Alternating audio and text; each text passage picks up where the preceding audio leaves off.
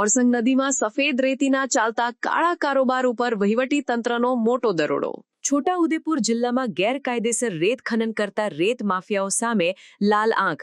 છોટાઉદેપુરમાં પહેલીવાર સૌથી મોટા દંડની કરવામાં આવી કાર્યવાહી। સંખેડા તાલુકાના રતનપુર ગામે જિલ્લા વહીવટીતંત્ર દ્વારા ઓરસંગ નદીમાં રેડ કરતા રેતી ચોરી ઝડપાઈ છે। વહીવટીતંત્ર દ્વારા 3.94 લાખ મેટ્રિક ટન બિનઅધિકૃત રેત ખનન ઝડપાયું છે।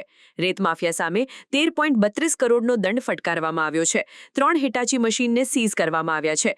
ગોવિંદભાઈ ઓડ, સંજય ઠાકુર, ઉર્વશીબા વાઢેર આમ 3 વ્યક્તિઓ સામે કાર્યવાહી કરવામાં આવશે। છોટાઉદેપુર તાલુકાના તેજગઢ સ્ટોકની માપણી કરતા 31 લાખનો દંડ કરવામાં આવ્યો છે।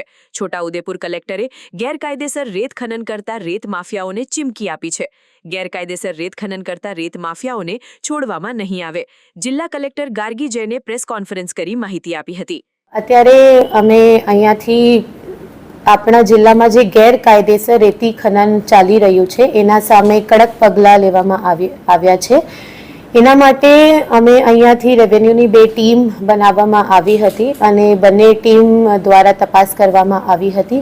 પહેલી તપાસ 8 મઈ તેજગઢ ખાતે થઈ હતી। એમાં 2 સ્ટોકની માપણી થઈ હતી અને એમાં ગેરકાયદેસર સંગ્રહ અને નિકાસ જણાવવામાં આવ્યું હતું અને એના સામે અરાઉન્ડ 31 લાખની દંડ એમના સામે કરવામાં આવી છે અને બંને સ્ટોક રદ પણ કરવામાં આવ્યો છે। અને બીજી જે એક બહુ મોટી રેડ રતનપુર સંખેડા તાલુકા ખાતે જે વડોદરા જિલ્લાના બોર્ડર ઉપર આવે છે ત્યાં કરવામાં આવી હતી। ત્યાં આપણી સરકારી 20 હેક્ટરની એક જગ્યા છે જ્યાં એક જ બ્લોક મંજૂર થયા છે અને બીજા બધા બ્લોક અત્યારે પ્રોસેસમાં છે।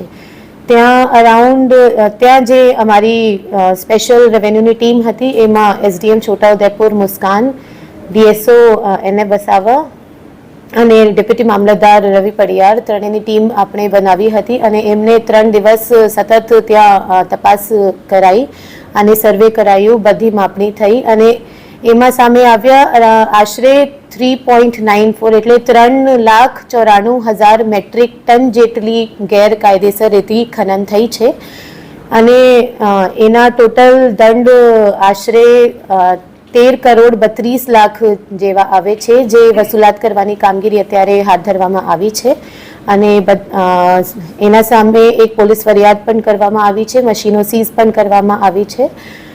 આ બધા જે સ્ટેપ્સ લેવામાં આવી રહ્યું છે બતાવે છે કે સરકારની જે કડક સૂચના છે જેટલા ગેરકાયદેસર રેતી ખનન અત્યારે ચાલી રહ્યા છે જિલ્લામાં એમના સામે સતત કડક કાર્યવાહી કરવામાં આવશે અને જે રેતીના માફિયા અત્યારે જિલ્લામાં કામ કરી રહ્યા છે કોઈ પણ સંજોગોમાં આ લોકોએ કંઈ સપોર્ટ આપવામાં આવશે નહીં અને એકદમ કડક કાર્યવાહી કરવામાં આવશે અને સરકારની કડક સૂચના છે કે જરૂર પડે તો પાસાની કાર્યવાહી રેતી ખનન માફિયા જે છે એના સામે પાસાની કાર્યવાહી પણ કરીએ।